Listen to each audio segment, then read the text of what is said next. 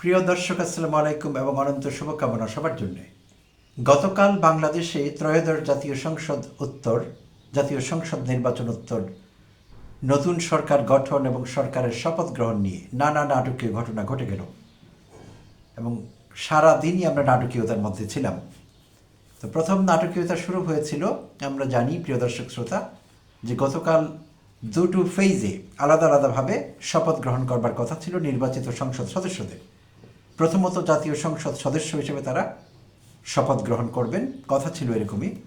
আর second ফেজে তারা সংবিধান সংস্কার পরিষদের সদস্য হিসাবে একই সাংসদরা আলাদাভাবে শপথ গ্রহণ করবেন, যাতে সেই সংবিধান সংস্কার পরিষদটি জুলাই সনদ বাস্তবায়নে কাজ করতে পারে ঠিকঠাক। তো সকাল থেকেই নাটকীয়তা শুরু হয়ে গেল। আমরা দেখলাম বিএনপি সুস্পষ্ট অবস্থান নিল জাতীয় সংসদের সদস্য হিসাবে শপথ নেবার জন্যে এবং একেবারেই বেঁকে বসলো। আগের কথাবার্তা থেকে 180 ডিগ্রিতে ঘুরে গিয়ে তারা সংবিধান সংস্কার পরিষদের সদস্য হিসাবে শপথ গ্রহণ করবে না এবং শেষ অবধি করেও নি। আর যুক্তি হিসাবে তারা দেখিয়েছিল যে এটি সংবিধান সম্মত না। তারা এই যাবৎ সব কিছু সংবিধান সম্মতভাবে করে এসেছে, তাই এখনও তারা সংবিধানের পথেই হাঁটতে চাইছে, সংবিধানের বাইরে তারা যাবে না। এরকম খোঁড়া যুক্তি দেখিয়ে বিএনপি বিরত থাকলো। যদিও প্রধান বিরোধী দল জামায়াতে ইসলামী এবং এনসিপি নেতৃবৃন্দ তারা দুটো ফেজেই শপথ গ্রহণ করেছে, জাতীয় সংসদের সদস্য হিসেবে এবং সংবিধান সংস্কার পরিষদের সদস্য হিসেবে তারা শপথ গ্রহণ করেছে। তো এই যখন চলছিল গতকাল, তখনই আরেকটি নাটকীয় ঘটনা ঘটে গেল বিকেলের দিকে। গতকাল বিকেলে হাইকোর্টে একটি রিট হয়, আর সেই রিটটি করেন হাইকোর্টের একজন উকিল। তিনি হলেন ABM আতাউল মাজিদ তাওহিদ। তিনি একটি রিট করেন, আর সেই রিটটি হল 12ই ফেব্রুয়ারি অনুষ্ঠিত জাতীয় সংসদ নির্বাচনের সঙ্গে একই সঙ্গে যে গণভোট অনুষ্ঠিত হয়ে গেল এবং গণভোটে বিপুল ভোট আসলো হ্যাঁর পক্ষে, বিপুল জনমতের রায় প্রতিফলিত হলো। 68+%, 68%-এরও বেশি ভোট পড়েছে হ্যাঁ ভোটের পক্ষে। তো আর 32% মতো ভোট পড়েছে না ভোটের পক্ষে। তার মানে দ্বিগুণেরও বেশি জনমত, জনরায় প্রতিফলিত হয়েছে হ্যাঁ ভোটের বা গণভোটের ফলাফলে। তো সেই গণভোটের অনুষ্ঠান বা পুরো আয়োজনের বৈধতা চ্যালেঞ্জ করে সেই রিটটি হলো 12 তারিখে অনুষ্ঠিত গণভোটের বৈধতা চ্যালেঞ্জ করা হলো সেই রিটে।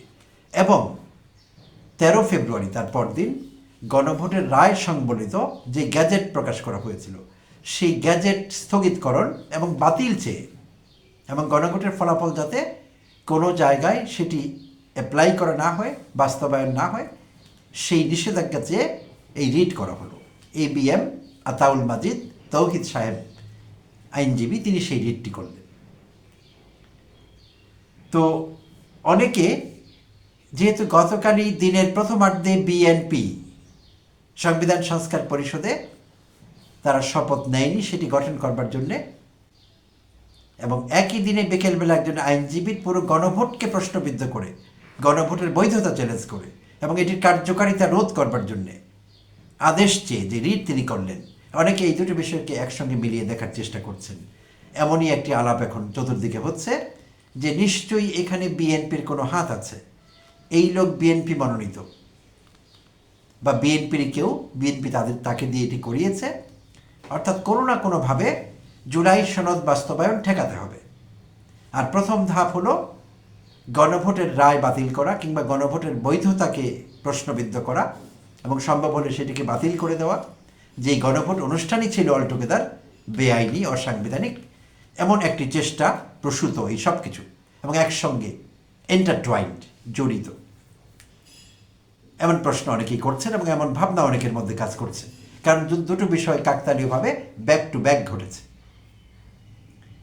তো সেই ABM আতাউল মাজিদ তাওহিদ সাহেব তার রিটে কি বলেছেন, তিনি কি চেয়েছেন, প্রিয় দর্শক শ্রোতা, একটু চট করে ঘুরে আসবো তার রিটের আসল জায়গাটি থেকে, কি টেক্সট সেখানে ছিল। আচ্ছা, সেখানে বলা ছিল গণভোটের বৈধতা, সাংবিধানিক স্বচ্ছতা ও গণতান্ত্রিক বৈধতা ফেব্রুয়ারি অনুষ্ঠিত গণভোট এবং 13 ফেব্রুয়ারি গ্যাজেটের প্রসঙ্গ তুলে ধরে সাংবিধানিক শ্রেষ্ঠত্ব, আইনের শাসন ও মৌলিক অধিকার প্রয়োগ নিশ্চিতের দিকগুলো রিটে উল্লেখ করা হয়েছে। আচ্ছা, রিটে বলা হয় অন্তর্বর্তী সরকার কোনো সার্বভৌম কর্তৃপক্ষ বা কোনো সাংবিধানিক সভা নয় বা গণপরিষদ নয়, বরং এটি একটি সাংবিধানিক ট্রাস্টি যা কঠোরভাবে সাংবিধানিক সীমার মধ্যে থাকতে বাধ্য।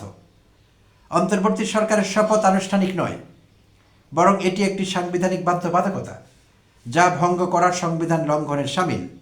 প্রিয় দর্শক শ্রোতা, এই জায়গাটি আমি একটু ইন্টারপ্রিট করবার চেষ্টা করব, না হলে টেক্সট বড় হয়ে গেলে পরে সব কিছু হয়তো একসঙ্গে ইন্টারপ্রিট করা একটু কঠিন হতে পারে, কারণ আইনের মারপেত আছে এখানে, ভাষাগুলো বেশ কঠিন, স্পেশাল কতগুলো টার্ম ব্যবহার করা হয়েছে। তো বলা হয়েছে যে এটি সাংবিধানিক সভা নয় অন্তর্বর্তী সরকার, এটি একটি সাংবিধানিক ট্রাস্টি যা কঠোরভাবে সাংবিধানিক সীমার মধ্যে থাকতে বাধ্য। আচ্ছা, এইখানে তিনি মিস ইনফরমেশন দিয়েছেন আমাদের এই আইনজীবী। আমরা জানি তত্ত্বাবধায়ক সরকার বিষয়ে, ফরমেশন বিষয়ে সুস্পষ্ট দিক নির্দেশনা আছে, প্রেসিডেন্ট আছে, আগে তত্ত্বাবধায়ক সরকারগুলো কিভাবে গঠিত হয়েছিল, কিভাবে ফাংশন করেছিল এবং তাদের কর্মক্ষেত্র কতটুকু বিস্তৃত ছিল। অন্তর্বর্তীকালীন সরকারটি আমাদের দেশের জন্য একেবারেই নতুন একটি কনসেপ্ট। সো নতুনভাবে এটি ফর্ম করা হয়েছে এবং ইন্টারেস্টিংলি আগের তত্ত্বাবধায়ক সরকারগুলোর সময়সীমা নির্ধারণ করে দেওয়া হতো, 3 মাসের মধ্যে তারা একটি নির্বাচন দেবে, ওটি তাদের কাজ ছিল। আচ্ছা, আর অন্তর্বর্তীকালীন সরকার সুপ্রিম কোর্টের একটি রেফারেন্স বলে এই সরকার প্রতিষ্ঠিত হয় এবং ভ্যালিডেটেড হয়, এবং এই সরকারের কোনো কর্মপরিধি নির্ধারণ করা হয়নি এবং মেয়াদও ঠিক করে দেওয়া হয়নি। না কোথাও বলা হয়েছে এই সরকার 3 মাস বা 6 মাস থাকবে, এই সরকার 18 মাস থাকবে, 18 মাসের মধ্যে যেতেই হবে, কিংবা এই সরকার শুধু নির্বাচন দেবে আর কোনো কাজ করতে পারবে না, কোনো কিছু ঠিক করে দেওয়া হয়নি। তার মানে এই সরকার একটি নিয়মিত সরকারের মতোই ফাংশন করতে পারে, সেই ফ্রেমওয়ার্ক অনুযায়ী, সেই স্ট্রাকচার অনুযায়ী সুপ্রিম কোর্টের রেফারেন্স বলে যেভাবে প্রতিষ্ঠিত হয়েছে সরকারটি। তাই তিনি বলছিলেন যে স্ট্রিক্টলি এটি লিমিটেড থাকবে, মিথ্যা কথা, এটি একদমই সত্যি না, কারণ এই সরকারকে কোনো লিমিটই দেওয়া হয়নি। আচ্ছা, তিনি তথ্য গোপন করেছেন এখানে, এবং বলা হচ্ছে এই সরকার সাংবিধানিক বাধ্যবাধকতা সবকিছু সেভাবেই মানবে যা ভঙ্গ করার সংবিধান লঙ্ঘনের শামিল। আচ্ছা, ফাইন। একটি স্পষ্ট সাংবিধানিক কাঠামো, বিস্তৃত গণভোট, আইন অথবা বিধিমালা, স্বচ্ছতা, নিরপেক্ষতা, সমান অংশগ্রহণ এবং ভোটারদের অবহিত করে সম্মতি নিশ্চিত করা ছাড়াই 12 ফেব্রুয়ারি গণভোট হয় বলে রিটে উল্লেখ করা হয়েছে। বলা হয়েছে এই ধরনের বিষয় বাদ দেওয়া এবং কার্যক্রম জনগণের সার্বভৌমত্বকে সরাসরি ক্ষতিগ্রস্ত করেছে, যা সংবিধানের মৌলিক কাঠামো। ভয়ঙ্কর তথ্য বিকৃতি, শুধু মিস ইনফরমেশন না, ডিস ইনফরমেশন এখানে আছে। Excuse me. আচ্ছা, তিনি বলেছেন জনগণ ঠিকমতো বুঝেনি, জনগণকে ঠিকমতো অবহিত না করে। তো এখন কথা হলো, না বুঝেই যদি 68%, এই 68+% ভোট দিয়ে থাকে হ্যাঁ ভোটের পক্ষে, তাহলে বোঝার দরকার নেই কেন? আমি দুঃখিত, তিনি নিজেকেই নিজে বিরোধিতা করছেন, স্ববিরোধী আচরণ করছেন। তিনি বলছেন জনগণকে ঠিকঠাক না বুঝিয়ে এই গণভোট নেওয়া হয়েছে, তাহলে না বুঝেই জনগণ 68+% ভোট দিয়ে দিল, আর যারা বুঝতে পারলো তাদের সংখ্যা 32%, তারা দিল না। ফাইন, তাহলে বোঝা গেল বেশিরভাগ বুঝে হোক না বুঝে হোক হ্যাঁ এর পক্ষেই ভোট দিয়েছে, ভোট তো দিয়ে দিয়েছে। তাহলে এই রিট প্রথমত গণরায়ের বিপরীতে দাঁড়িয়েছে, একেবারেই বিপরীতে। আমি অবাক হচ্ছি, এই ভদ্রলোক একজন আইনজীবী, তিনি এটি ভাবলেন কি করে? গণভোটে হ্যাঁ পক্ষে 68+% ভোট দিয়েছে, এক্সকিউজ মি। তো সেখানে তিনি এই রিটটি কীভাবে করেন এবং কিভাবে বলেন জনগণের সার্বভৌমত্ব লঙ্ঘিত হয়েছে, জনগণের অধিকার লঙ্ঘিত হয়েছে, তাই বুঝি হয়েছে, ফলাফল বুঝি আমাদের তাই বলছে? হাসতেও পারছি না, খুব দুঃখজনক বিষয়টি এবং খুবই খেলো যুক্তি। আচ্ছা, রিটের যুক্তিতে বলা হয় সংবিধানই দেশের সর্বোচ্চ আইন, যা অন্তর্বর্তী সরকার সহ রাষ্ট্রের সব অঙ্গের জন্য বাধ্যতামূলক। আচ্ছা, শপথ গ্রহণ বাধ্যতামূলক সাংবিধানিক দায়িত্ব আরোপ করে যে ব্যক্তি সংবিধানের মধ্যে থেকেই কার্য পরিচালনা করবেন।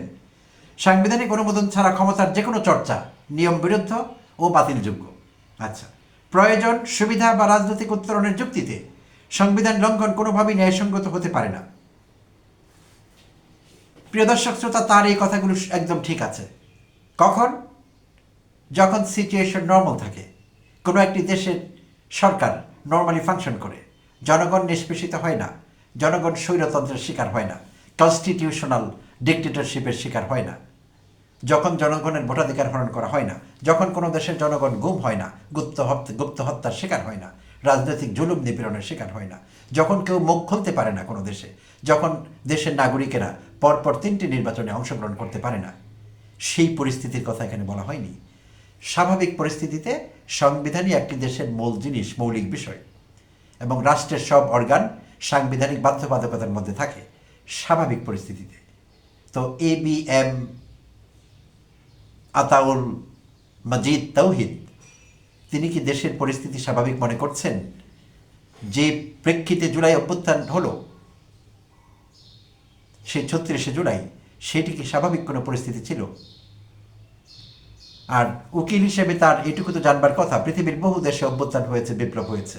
আমরা যদি ফরাসি বিপ্লবের কথা ধরি, আমরা যদি হাইতিতে যে বিপ্লব হয়েছিল দাস প্রথার বিরুদ্ধে, এবং সব কিছু নতুনভাবে হয়েছিল, নতুন সংবিধান, নতুন সরকার, নতুন রিপাবলিক, ফরাসি বিপ্লব, হাইতির বিপ্লব যেটাকে আমরা হেইশন রেভলিউশন বলতে পারি, তারপর রুশ বিপ্লব, আরব বিপ্লব, ইরানের বিপ্লব, এই বিপ্লবগুলো কি একটিও সংবিধান মেনে হয়েছিল? পৃথিবীতে কোনো বিপ্লব, কোনো রেভলিউশন, কোনো আপরাইজিং সংবিধান মেনে হতে পারে? সংবিধান কি বলে দেয় যে মাঝে মধ্যে জনতা এই সংবিধান ছুঁড়ে ফেলে দিয়ে শাসককেও ছুঁড়ে ফেলে দিবে এবং নতুন করে সব কিছু তৈরি করবে, second, third, fourth, fifth Republic বানাবে? কোনো দেশের সংবিধান এটি বলে দিয়েছিল? ফ্রান্সের মতো একটা আধুনিক রাষ্ট্রে 5 বার হয়েছে রিপাবলিক। এখন যে রিপাবলিক আছে, এখন যে ফ্রান্স রাষ্ট্রটি আছে, এটি 5ম রিপাবলিক। 4 বার তারা পুরনো বস্তা পচা সংবিধান, যেটি তাদের জন্য কাজ করেনি, লাথি মেরে ছুঁড়ে ফেলে দিয়েছে, হাগমতো করেছে সেগুলোর উপর তারা। সো উদ্দেশ্যমূলকভাবে কতগুলো কাগজকে, যেই কাগজ জনগণের জন্যে, জনগণের যখন দরকার হবে, যখন তাদের জন্য অ্যাপ্রোপ্রিয়েট হবে তারা মানবে, দরকার হবে না বুটের নিচে পিষে ফেলবে, সেই কাগজকে এখানে ঐশী বিধান বানানো হচ্ছে। আমি মনে করি না না বুঝে তিনি এই কাজটি করছেন, বুঝেই করছেন। তিনি কারো এজেন্ডা বাস্তবায়ন করবার চেষ্টা করছেন, কারো হয়ে ওকালতি করছেন। উকিল যেহেতু, ফি পেলে তিনি তো ওকালতি করতেই পারেন, দ্যাটস ফাইন। তো এই তথ্যগুলো যে আমাদের জানা আছে সেটি তো দুর্ভাগ্য। আমরা এই তথ্যগুলো জানি, পৃথিবীতে কবে কোথায় বিপ্লব হয়েছিল, অভ্যুত্থান হয়েছিল, কোন অবস্থার পরিপ্রেক্ষিতে হয়েছিল, এবং হরে পরে পুরনো সংবিধানের জায়গা কোথায় হয়েছিল, ডাস্টবিনেই হয়েছিল, আর কোথাও না। এই দেশে দেখা গেল জুলাই অভ্যুত্থান পরবর্তী সময়ে যখনই সেকেন্ড রিপাবলিক, যখনই বিপ্লব, অভ্যুত্থান, এইসব শব্দ ব্যবহার করা হলো, জুলাই সনদ, এইসব কথা বলা হলো, এক শ্রেণীর লোক হার্ট অ্যাটাক হয়ে গেল তাদের। তারা দ্বিতীয় রিপাবলিকের কথা শুনতে পারেন না, টার্মটি তাদের কাছে নতুন, নতুন সংবিধানের কথা শুনতে পারেন না, 72 সংবিধানের কোনো বিরোধিতা তারা মানতে পারেন না। এখানে দুটো বিষয় আছে, একটি হলো গোলামীর মানসিকতা, গোলাম মানসিকতা, স্লেভ মেন্টালিটি। কারণ হাসিনা যা তাদের বুঝিয়েছিলেন, তাদের ব্রেনে যা ঢুকিয়েছিলেন, তারা সেটি ঐশী বাণী মনে করে নিয়েছে। হাসিনার প্রত্যেকটি কথা ভার্বাটিম নিয়েছে, ওয়ার্ড বাই ওয়ার্ড। হাসিনা ছিলেন জামানার নিকৃষ্ট মিথ্যাবাদী, নিকৃষ্ট পিশাচ, নিকৃষ্ট স্বৈরাচারী। সেই হাসিনা তাদের যা বুঝিয়েছিলেন তারা সেইটি বুঝেছে, ব্রেন থেকে সেটি বের করতে পারে না। তাই তারা 72 সংবিধানকে মনে করে ঐশী বিধান। যেই 72 সংবিধান একজন হাসিনা তৈরি করেছে, সেই 72 সংবিধান এই দেশের মানুষ কোথায় রাখবে? মাথায় রাখবে নাকি পায়ের নিচে রাখবে? কোথায়? সংবিধান কোনো ঐশী গ্রন্থ নয়, এটি সবাইকে মাথায় রাখতে হবে। কাগজ কতগুলো, সেটস অফ রুলস, কার জন্যে? কোনো নির্দিষ্ট দেশের লোকের জন্য। যদি কাজ করে তো ভালো, কাজ না করলে ডাস্টবিনে জায়গা হবে, আবার নতুন করে রিফ্রেম করা হবে, রিকনস্টিটিউট করা হবে, এটি তো স্বাভাবিক। তো এই সত্যটি আমরা মানতে চাই না, মানতে পারছি না। দুঃখজনক বিষয়টি, খুব দুঃখজনক। আর তারা এখন জুলাই সনদের বাস্তবায়ন চাইছেন না, গণভোট চাইছেন না, গণভোটের হ্যাঁকে মানতে চাইছেন না। এই উকিল তাওহিদ সাহেব, ABM তাওহিদুল মাজিদ তাওহিদ, ABM আতাউল মাজিদ তাওহিদ, এই উকিল কি জানেন না আমাদের বিদ্যমান সংবিধান একজন হাসিনা বানায়? তিনি কি জানেন না প্রধানমন্ত্রী কতটা ক্ষমতার অধিকারী, এবং এই সংবিধানের অধীনে যে কোনো সময় যে কোনো সরকার কনস্টিটিউশনাল ডিক্টেটরশিপ অ্যাপ্লাই করতে পারে, এবং করেছে সরকারগুলো? আর এই উকিল কি সেইটিও জানেন না?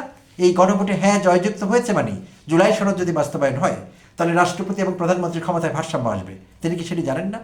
প্রধানমন্ত্রী যা ইচ্ছে তাই করতে পারবেন না। এবং এক কক্ষ বিশিষ্ট সংবিধানের 2/3 মেজরিটি নিয়ে সংবিধানকে যখন খুশি কেটে ফেলা, ছেঁটে ফেলা, যা ইচ্ছে তাই করা সংবিধানের সঙ্গে, সেইটি করতে পারবেন না আগামী সরকার। কারণ উচ্চকক্ষ হচ্ছে, জুলাই সনদ বাস্তবায়িত হলে উচ্চকক্ষ হবে, উচ্চকক্ষে সেনেটররা থাকবেন, শুধু নিম্নকক্ষে কোনো বিল পাশ হলে হবে না, উচ্চকক্ষের মেজরিটির মতামত লাগবে। তো এই বিষয়গুলো চেকস অ্যান্ড ব্যালেন্স তৈরি করেছে। এই বিষয়গুলো আগামী দিনে কাউকে হাসিনা হয়ে উঠতে বন্ধ করবে, সেই রাস্তা রোধ করে দিবে। তো যদি সেটি হয়ে যায়, এই উকিল সাহেবের সমস্যা কোথায়? তিনি চান না দেশের জবাবদিহিতা তৈরি হোক, দেশের জনগণ একটি জবাবদিহিতামূলক শাসন পাক, সরকারগুলো জনগণের পক্ষে কাজ করুক, প্রো পিপল হয়ে কাজ করুক, কোনো অথরিটি জনরায়কে পায়ে দলতে না পারে, আর তিনি সেটি চান না। যদি চান তাহলে এই রিট কেন? তো তিনি যদি কারো কাছ থেকে ফি নিয়ে সেই রিট করে থাকেন, সেই অধিকার তার পুরোই আছে। কারণ কারো কাছ থেকে ফি নিয়ে ক্রিমিনাল লয়াররা জঘন্য জঘন্য মিথ্যা কথা বলেন, আদালতে দাঁড়িয়ে জঘন্য মিথ্যা কথা বলেন। ইউর অনার 100টা খুনের আসামিকে বলেন আমার মক্কেল নির্দোষ, সেই উকিলকে আমি দোষ দেবো না, ফি এর বিনিময়ে কেউ না কেউ তো কাজটি করবে। তো তিনি যদি তাই করেন, আমার কোনো আপত্তি নেই। তো লোকেরা যে মেলাবার চেষ্টা করছে, বিএনপির সকালের প্রচেষ্টা জুলাই সনদ বাস্তবায়নের রাস্তায় প্রথম ধাপকে রুখে দেওয়া বিএনপির পক্ষ থেকে, এবং বিকেলে এই রিটটি দায়ের হওয়া, অনেকে মিলিয়ে ফেলবার চেষ্টা করছে। তা আমি জানি না সেই চেষ্টা কতটুকু সঙ্গত। হয়তো তাদের চিন্তা ঠিকই আছে, আবার ঠিক নাও হতে পারে। এটি একটি ইন্ডিভিজুয়াল অ্যাটেম্প্ট হতে পারে। তো কি আসলে সেটি আমরা সুন জেনে যাব। আগামী সপ্তাহে এই বিষয়ে শুনানি হবে, আর শুনানিটি হবে ফাতেমা নাজিব এবং AFM সাইফুল করিম, এই দুজন বিচারপতির আদালতে। তো তখন আমরা বুঝতে পারবো, এবং এই দ্বৈত আদালত এই বিষয়ে কী সিদ্ধান্ত দেয় আমরা সেটি জানবার জন্য অপেক্ষা করছি। তবে কোনো আদালত গণরায়ের বিরুদ্ধে যেতে পারবে না, যাওয়ার কোনো সুযোগ নেই।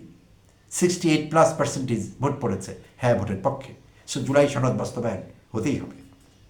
ধন্যবাদ প্রিয় দর্শক, ভালো থাকবেন।